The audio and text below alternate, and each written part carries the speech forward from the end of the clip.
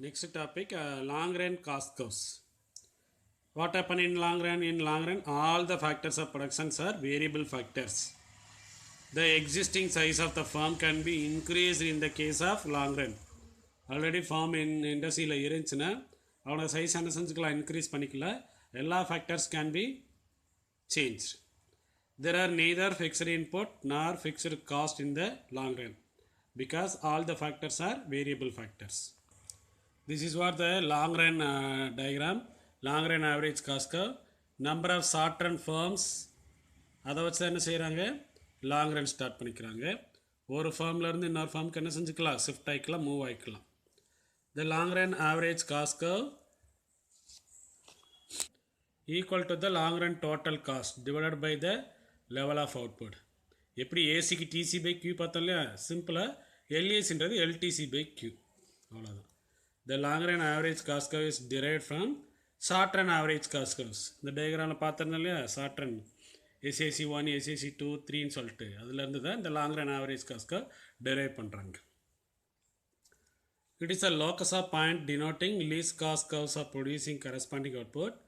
Then the long run average cost curve other names பார்த்தீங்கன்னா plant curve, boat shape curve, planning curve, envelope curve. இது வந்து earlier modern long run average cost curve பார்த்தீங்கன்னா L shaped. What shape? L shape. Earlier curve பார்த்தீங்கன்னா U shape curve. இந்த L ஷேப்பில் என்ன சொல்கிறாங்கன்னு பார்த்தீங்கன்னா, இந்த ஏரியா இருக்கு இல்லையா, இது வந்து long run average cost curve என்ன சொல்லுதுன்னா, beginning when the output is expanded through increase in plant size and associated variable factors, the cost per unit வந்து ரொம்ப கம்மியாக இருக்கிறதுனால எக்கானமிஸ் ஆஃப் ஸ்கேல் அங்கே அவைலபிளாக இருக்குது. எக்கானமிஸ் ஆஃப் ஸ்கேல் என்னது, advantages. This is what the L shaped long run average cost curve implying. சொல்லியிருப்பாங்க பாரு, எக்கானமிஸ் ஆஃப் ஸ்கேல். இங்கே பார்த்தோன்னா எக்கானமிஸ் ஆஃப் ஸ்கேல் இருக்காது. அடுத்த revenue analysis. When will you get revenue? After selling the product, we can get a revenue. The amount of money that producer receive in exchange for the sale. This is known as what? Revenue. In short, revenue means sales revenue. It is the amount received by the firm from the sale of given quantity of commodity at prevailing price in the market. Example, total revenue ஓட formula பார்த்தீங்கன்னா price into quantity. என்ன ப்ரைஸில் sale பண்ணுறாங்கன்னா 100 rupeesல 10 books sale பண்ணுறாங்க. So total revenue 1000. Then இந்த revenue concepts பார்த்தீங்கன்னா 3 basic revenue concept: total revenue, average revenue and marginal revenue. First total revenue. The total revenue amount of income received by the firm from the sale of its product. It's obtained multiplying the price of commodity by number of units sold. அந்த formula தான் TR equal to price into quantity. The total revenue curve sloping upward straight line. When quantity increases, revenue also increases. அடுத்த table explanation பார்க்கலாம். Total revenue for constant price. Price பார்த்தீங்கன்னா சேமாக இருக்கும். But quantity increases, total revenue also increase.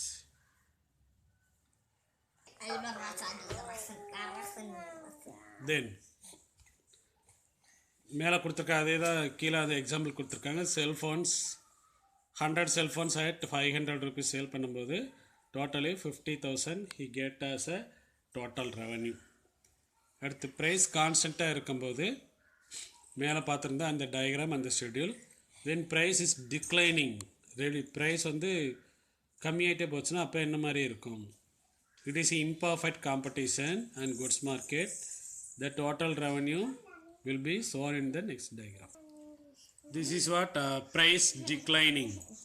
Price பார்த்தேன்னா degrees ஆகிட்டே இருக்குது. 10லேருந்து 1 வரை வந்துருச்சு. Quantity increases 1 to 10.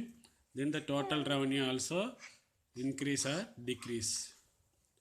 இன்க்ரீஸ் ஆகிட்டு கான்ஸ்டன்ட் ஆகிட்டு அதுக்கடுத்து என்ன ஆயிடுது, டிக்ரீஸ் ஆகிடுது. என்ன ப்ரைஸ்லன்னு பார்த்தேன்னா declining price. See the curve also showing increase and constant, after that declining. ஒன்று ப்ரைஸில் எவ்வளோ டோட்டல் ரெவன்யூ கிடைக்குன்னு சொல்லியிருக்கோம். அடுத்து average revenue.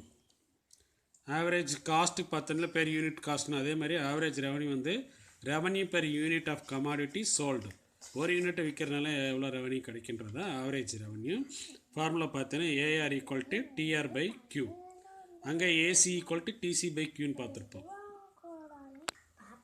Then the average revenue 6 ஒவ்வொரு யூனிட்டுக்கு செக் பண்ணி பார்த்துக்கோங்க. This is noted that average revenue is equal to price. AR equal to TR by Q or PQ by Q equal to P. Then marginal revenue. மார்ஜினல்னாலே ஒரு statement வரும் இல்லையா, addition made to total revenue by sale the additional unit of commodity. ஒரு கூடுதலாக ஒரு unit sale பண்ணுறதுனால how much he get total revenue அப்படின்றத marginal revenue. அதே சேம் ஃபார்முலா தான் MR equal to change in TR by change in Q. இன்னொரு formula பார்த்தீங்கன்னா MR equal to TRn minus TRn minus 1. அதுக்கான ஃபார்முலாஸ்லாம் கீழே கால்குலேட் பண்ணி கொடுத்துருக்குறாங்க, செக் பண்ணிக்கோ. அடுத்து relationship between AR and MR curves. காஸ்ட்டில் பார்த்துருந்தாலும் ரிலேஷன் பிட்வீன் ஏசிஎம்சி. அதே மாதிரி if a firm is able to sell additional unit at the same price, then AR MR will be constant and equal. First diagram revenue பார்த்துருந்தாலும் அது. If the firm is able to sell additional units only by reducing the price, விலையை குறைச்சாதான் கூடுதலான பொருள் விற்க முடியும். அப்போ AR MR என்னவாகும்? Fall and be different, vary ஆகும். First constant AR MR பார்த்தல. when price remains constant and fixed, MR will also be constant and will be coincide with AR. Under perfect competition, as the price is uniform and fixed, AR is equal to MR and their shape will be straight line. This is what the curve straight line AR MR equal இருக்கும் and fixed price la horizontal to x axis. AR MR schedule quantity 6 units, price same price, then the total revenue increase, average revenue and marginal revenue are same. அது கான்ஸ்டன்ட்டுக்கு. அடுத்து பார்த்தீங்கன்னா declining ஏஆர்எம்ஆர் பார்த்தீங்கன்னா when firm sells large quantities at lower price, both AR/MR will be fall, but fall in MR will be more steeper than the fall in AR. It is noted that MR will be lower than AR. Both AR/MR will be sloping downward straight from left to right. MR curve divides the distance between AR curve and y-axis into two equal parts. The decline in AR need not be straight line or linear. If prices are declining with increase in quantity sold, AR can be non-linear, taking a shape of concave or convex to the origin. This is what downward sloping AR/MR curve. MR falls steeper than the AR. MR curve lies below the AR curve. The MR curve divides equally two parts. Then the schedule. Quantity increased, price of commodity declining. So the total revenue increase and reaches maximum, after that declining. What will be marginal revenue? Declining, reaches 0 and then becomes negative. Addition made to total revenue. 18லேருந்து 10 minus பண்ணினா 8, 24லேருந்து 18 minus பண்ணினா 6. Addition made to 30லேருந்து 30 minus பண்ணினா 0. 28 minus 30ன்றபோது minus 2, negative ஆகிடும். இந்த டயக்ராமில் இருக்கு இல்லையா, declining reaches 0 and then becomes negative. அடுத்து இந்த ஏஆர்/எம்ஆர் TR total revenue இருக்கு இல்லையா, மூணுக்குமான ரிலேஷன்ஸ் எப்படி இருக்கும்? When marginal revenue is positive, total revenue rises. When marginal revenue is 0, total revenue maximum. அந்த margin utility total utility படிச்சிருக்கோம் இல்லையா, அதே மாதிரி தான். When marginal revenue becomes negative, total revenue starts falling. When AR/MR both falling, MR falls at faster than the AR. both are falling. MR is faster than the AR.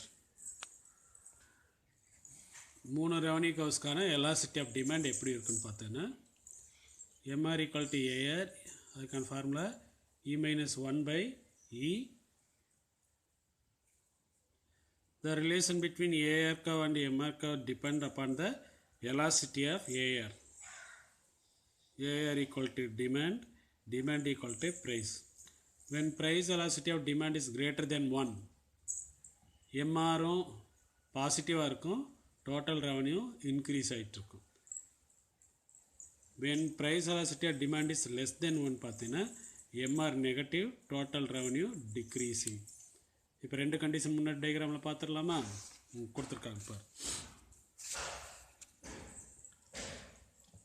Greater than 1 இருக்கும்போது பாசிட்டிவாக இருக்குது, total revenue increase, marginal revenue decreasing. அடுத்து less than 1 இருக்கும்போது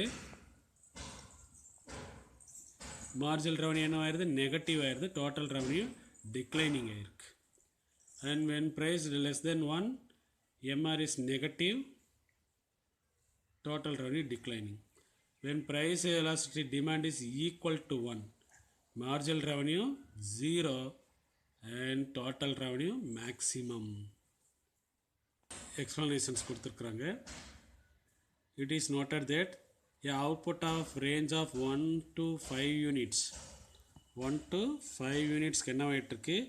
Greater than 1, total revenue increases, marginal revenue declining. அடுத்து பார்த்தீங்கன்னா the price elasticity greater than 1 according to total outlay method படி அது அப்படி தான் இருக்குது, greater than 1. அடுத்து 5 to 6 units இருக்குது பார்த்தியா, அங்கே பார்த்தீங்கன்னா என்ன ஆயிடுது? the price elasticity of demand is equal to 1, equal to 1, hence the total revenue is maximum, marginal revenue equal to 0. At 6 units to 10 units பார்த்தீங்கன்னா the price elasticity of demand is less than 1. price elasticity demand 6 to 11 unitsக்கு less than 1. total revenue என்ன ஆயிட்டு இருக்கு? declining, reaches 0. marginal revenue என்ன ஆயிடுச்சு? Negative ஆயிடுச்சு. this is what 3 டயக்ராம்க்கான 3 ரெவன்யூஸ்க்கான relationship.